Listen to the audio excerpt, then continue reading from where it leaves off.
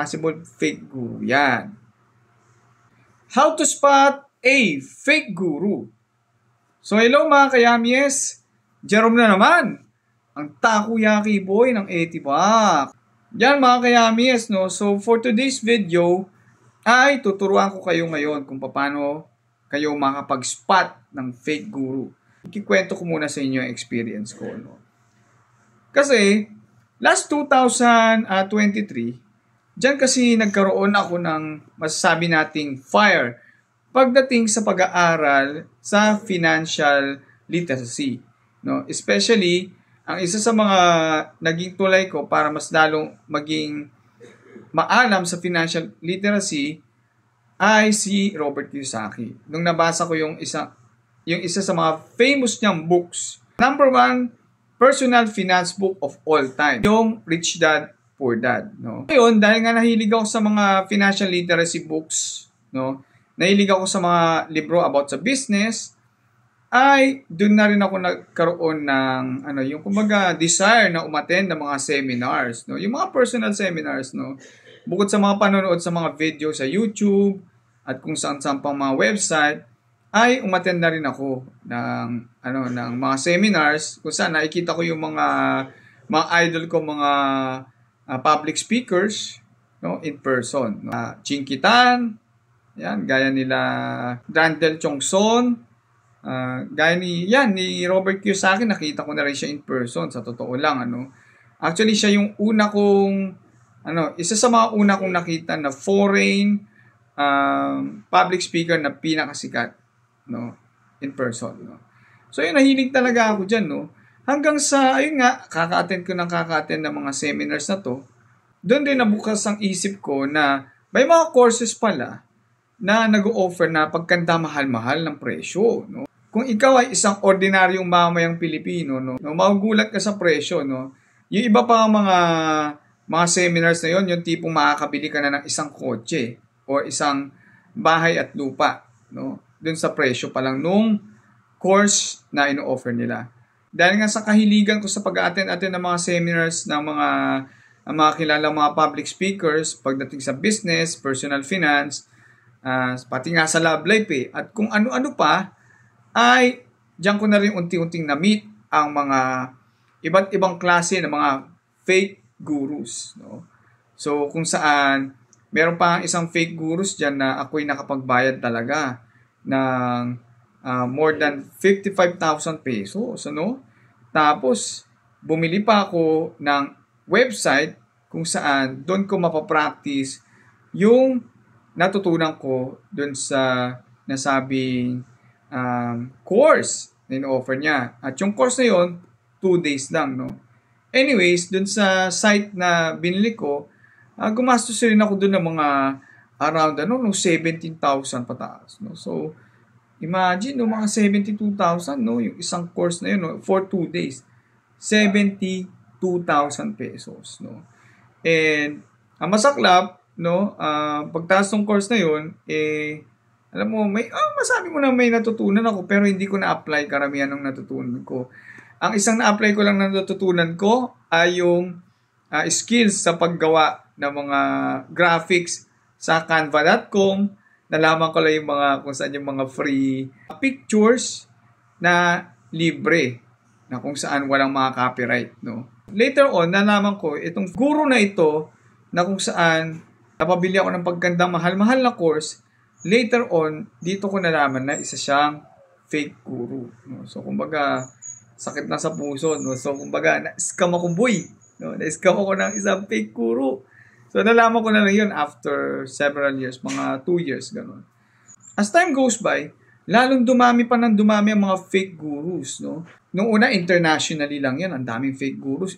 Hanggang sa dito sa local market natin, no? Dito sa local market, dito sa Philippines, dumami na rin sila paunti-unti, no? Dito na rin sa Philippines, kumakalat na rin ang mga fake gurus, no?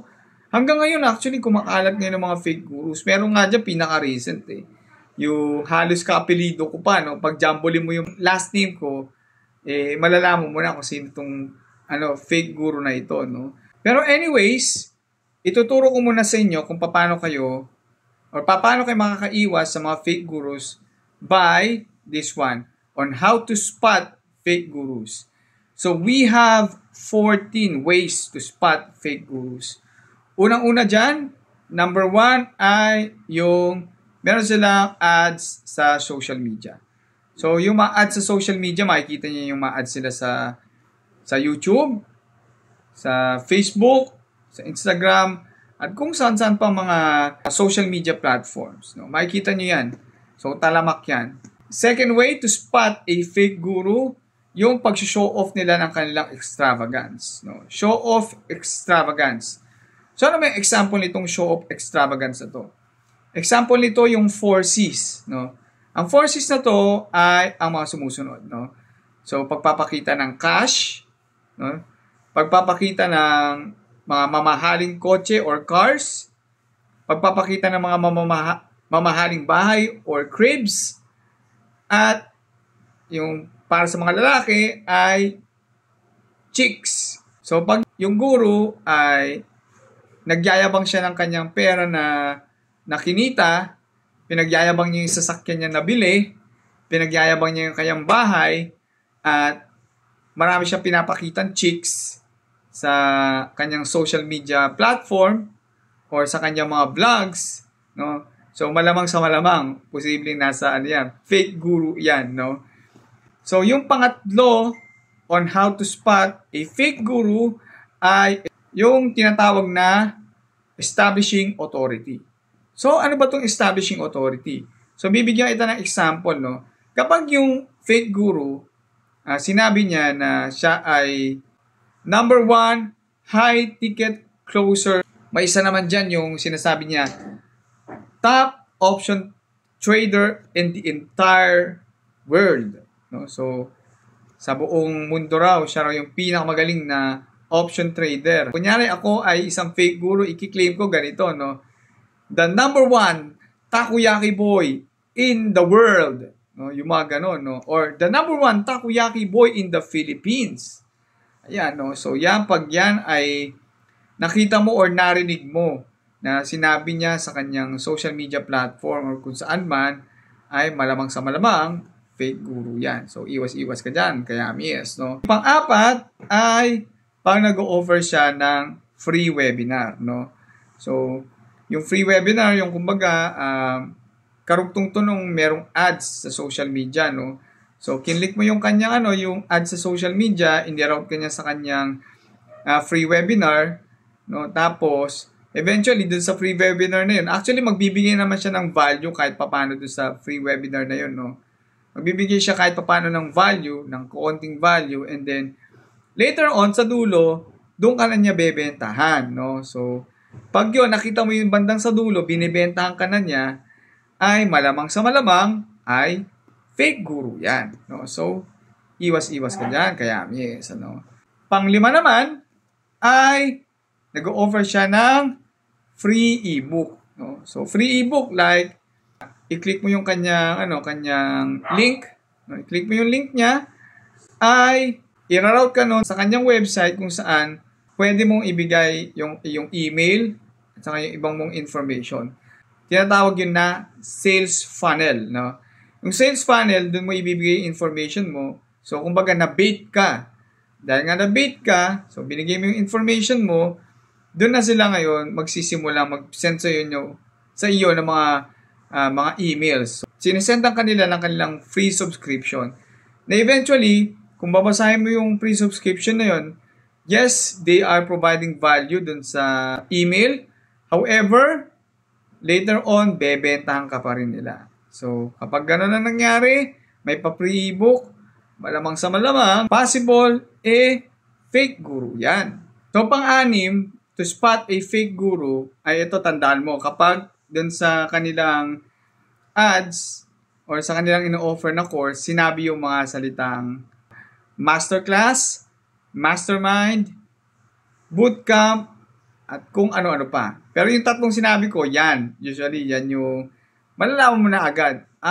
Possible fake guru nga ito. No? So, pag nakita mo kaagad yung title, may ganun, masterclass, bootcamp, mastermind, medyo iwas-iwas ka na doon, no? Possible fake guru yan, no? Yung pampito, mga kayamis, ay meron silang napakalupit na mga backstories, no? So, backstories yung mga kwento ng MMK ang datingan.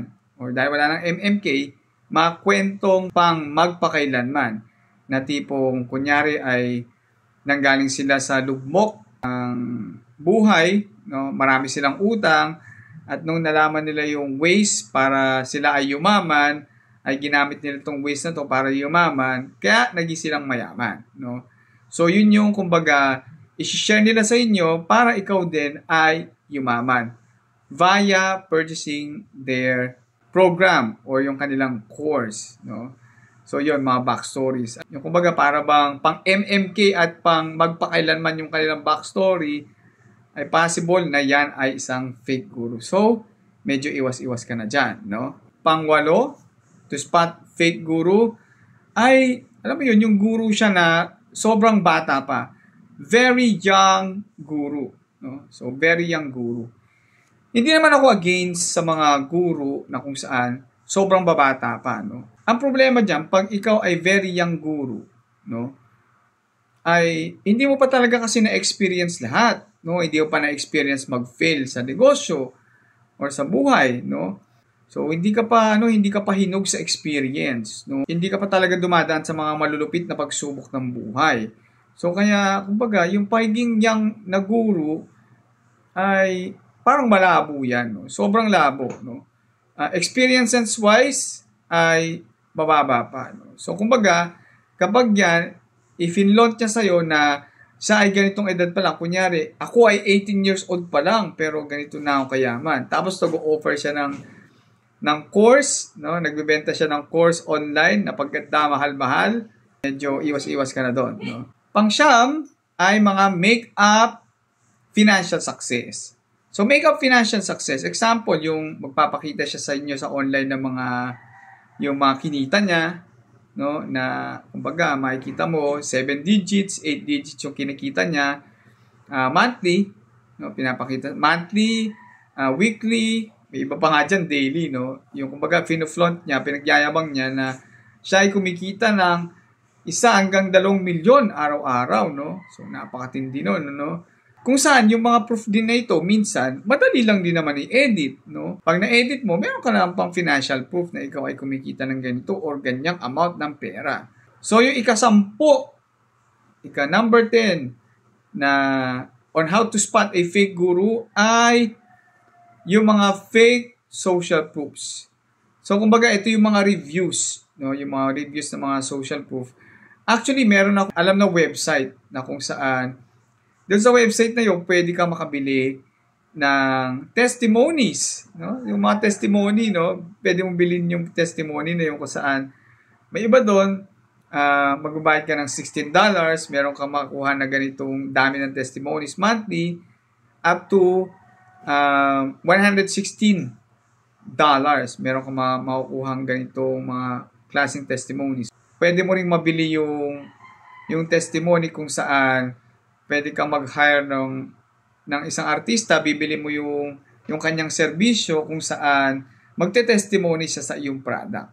So, yan, pwede yan. Merong gumagawa niyan dito sa Pilipinas. Nakaka-encounter na ako isa. No? So, yan, napipeki yan mga kayamis. So, kung meron ka nakitang ganyan, ay malamang sa malamang, possible fake guru yan. No? Ang 11, nag-o-offer yan ng mga high price paid courses. So, di ba nga, binibentahan ka nga niya dun sa kanyang masterclass, no? So, after niya magbigay ng value dun sa kanyang video na masterclass, sa bandang dulo, bebentahan ka niya, no? Talagang mahal talaga yung course, no? Yung tipong $100,000 yung course, no? Yung mga ganong presyo ng course, no? Para lang masabi mo na may value yung course, no? Tapos, ibababa nila sa presyo na talagang yun ang pinaka-price nila para sa sarili nilang course na ino-offer, which is later on, marirealize mo pa rin na mahal pa rin yung course, no? As in, mahal pa rin yung course, no? Na eventually, yung mga course na yan, mabibili mo rin naman ng mura sa isang website. So, sasabihin ko na kung anong website yun, no?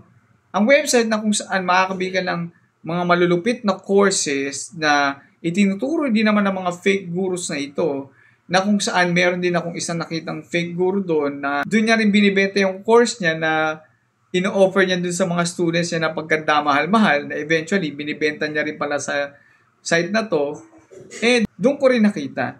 At ang website na ito ay ang udemy.com. Pag yung course ay very overpriced, layuan mo na yan, possible fake guru yan.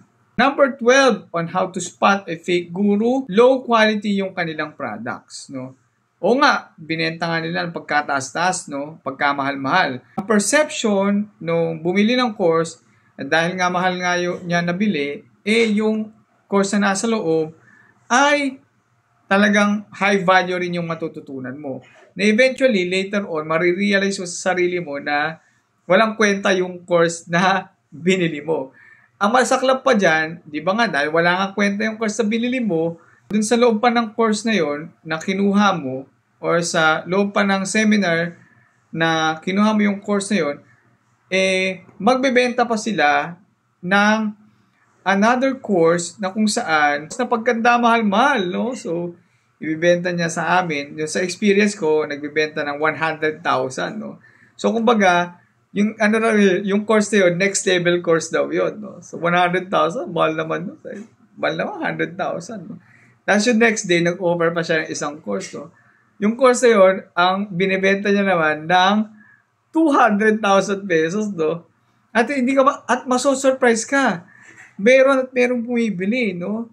Na eventually, ewan ko kung ano nangyari sa kanila sa mga bumili ng courses na yun. Siguro eventually, nalaman rin nila na yung mga courses na yun, mabibili mo rin pala ng affordable lang sa udemy.com, no? So, talagang kamot ulo talaga ako nung nalalaman ko later on na fake guru pala tong binilhan ko ng course, no? So, yun. Tapos, ayun nga, low quality product, no? Low quality product talaga, no? Yung tipong walang sense na tipong pag sinearch mo sa YouTube, makikita mo rin yung ganung mga klaseng content, no? Kaya talagang kung ako sa inyo, talagang i-utilize mo na lang, manood ka na lang ng YouTube, or kung gusto mo talaga pang malupit ang mga courses, again, punta ka sa udemy.com na lang.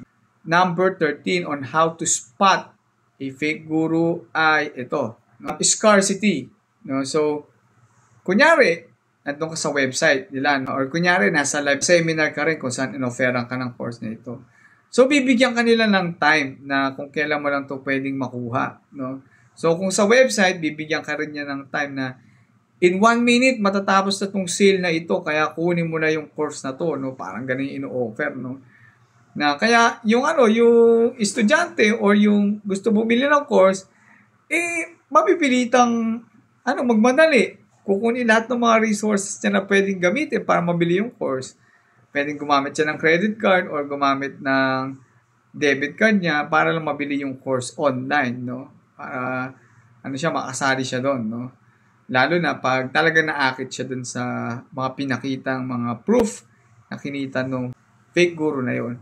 So, yung isa pa doon, yung kunyari, pag nasa live seminar ka naman, halos ganun din, no? Pinagkaiba lang, live yon. So, kumbaga, binibigyan ka na lang niya ng, ilang minuto, 1 minute na lang. At magtatapos na tong sale ko na to. Kapag hindi kayo kumuha, ngayong oras na ito, ay i-close na namin tong sale na ito at bawi ka na lang, next live. Parang gano'n, no? So, ayun, no? Scarcity. So, binamadali ka niya. May timer. So, kapag yan, na-experience mo yan, lalo sa mga online, no? Pag may experience mo may timer, at minamadali kang, bumili ng course, possible fake guru yan. Ito pa malupit. Ang malupit pa nga niyan, may isa pa, na-realize ko later on na, pag ni-refresh mo lang yung website, bukod sa recorded na yung website, yung timer din, nagre-reset din. So, ibig sabihin, yung scarcity na yon ay hindi totoo yon, no? Talagang binubudol ka lang. So, pag alagin, nakita mo yon, possible fake guru yan. At yung panghuli on how to spot a fake guru ay puro na lang mentor yung sinasabi, no? Kumbaga, yung mentor, no ending mentor. No, kumbaga, ito yung sa mga last part, yung mga tipong last part ng kanilang in-offer na course, no? So, ipapaintindi sa iyo na kailangan mo ng mentor. kailangan mo ng coach, kailangan mo ng tutulong sa'yo para lalo kang kumita or lalo kang umasenso sa buhay, no? Or para makuha mo yung mga pangarap mo sa buhay. Puro na lang mentor ang naririnig mo. So, kakarinig mo ng mentor, kulang na lang matorment ka, no? Sa windang sa naririnig mo, no? So, hindi ko naman minamasama ang pagkakaroon ng mentor, ano? In fact, ako, mga kayamis, ay produkto rin naman ako ng mentorship, no? Kung hindi dahil sa mentor, ay hindi ako mag-go into franchise business. At ang paniniwala ko rin, ang tunay na mentor ay hindi yan magpapabayad. Dahil nga, accomplish na sila eh. So, accomplish na sila. So, ang gusto na lang ng mga mentor ay ituro yung kanilang nalalaman sa kanilang mga mentees na possible din na maging mga malulupit din na mga kagaya nila, no? So, yun ang role ng mentor. Iga-guide ka, no? I-guide ka sa tama at karamihan naman ng mga matitinong mentor na nakilala ko ay hindi naman talaga yan nagpapabayad. Kung magbabayad man sila ay maliit lang yan, no? Maliit lang talaga. So, ayun, no, pag naririnig mo doon sa presentation nila, puro mentor ang naririnig mo.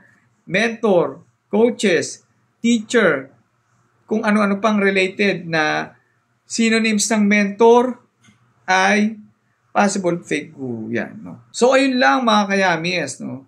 So, yun lang ang mai-share ko regarding sa aking munting vlog na ito. So, nawa, yung 14 ways to spot a fake guru na yan. So, ngayon, kunyari, meron kang course na gustong bilhin ngayon, no? Ang mga sinabi ko na yan, yung 14 ways to spot fake gurus, magagamit mo yan in the future. Lalo na kung ikaw ay, for example, gusto mo talagang bilhin yung course ng ino-offer ng guru na fina-follow mo. So, magagamit mo to for criteria, no? So, sa 14 ways to spot fake guru, no, pag 1 to 3, check dun sa 14 ways to spot a fake guru, 1 hanggang 3 ay naka-check doon, ay possible hindi yun fake guru. Pero mag-imbestiga ka, no? Pag yan naman ay 4 to 6 ang check dyan sa ating criteria sa 14 ways to spot a fake guru, possible na you need to have caution, no? So, ingat-ingat ka ng konti. Baka fake guru yan. Kapag 7 to 9 ang check dyan, advice ko sa'yo, huwag ka nang bumili, no? Nasa iyo na lang kung gusto mong bumili or huwag ka nang bumili. Nasa iyo na yan, no? Pero, pag more than 10, up to 14, check lahat dyan na dyan sa 14 ways to spot fake guru, tumakbo-takbo ka na, no? Iwas-iwasan mo na yan. Huwag ka nang bumili. Legit fake guru yan, no? Ayoko maulit yon sa mga nanonood dito na ikaw ay mabiktima ng fake guru gaya ko. Imagine mo, nagbayad pa ako ng pagkandamahal-mahal na course.